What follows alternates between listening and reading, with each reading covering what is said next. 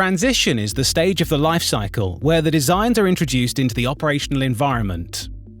Running a business would be easy if nothing ever changed, and if the risks faced by an organization would be minimal. But the business would be unlikely to survive, as it needs to evolve to meet customer and regulatory demand.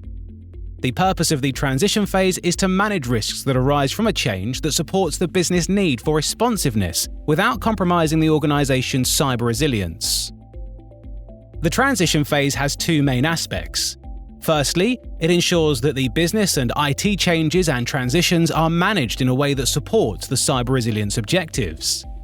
Secondly, it ensures that the output of cyber resilience design moves into operational use and manages any risks that arise. The most common new risk is when a new or changed IT service is implemented. Anytime a change is made to how the business operates or new assets are introduced, a new set of vulnerabilities and risks arise. Any areas of change need to be addressed for their impact on cyber resilience at the transition phase.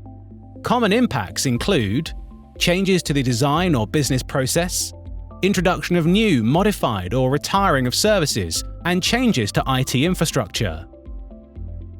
The organization should plan mechanisms to identify when these changes are planned and design a process for putting the changes into use.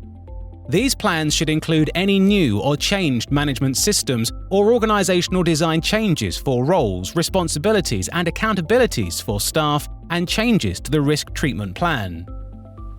The transition phase has a large scope when it comes to cyber resilience. It encompasses tasks from the end of the design phase through to implementation and into operation that includes procurement of components, building or integration work, carrying out testing, deploying new or changed capabilities, and dealing with organizational change management.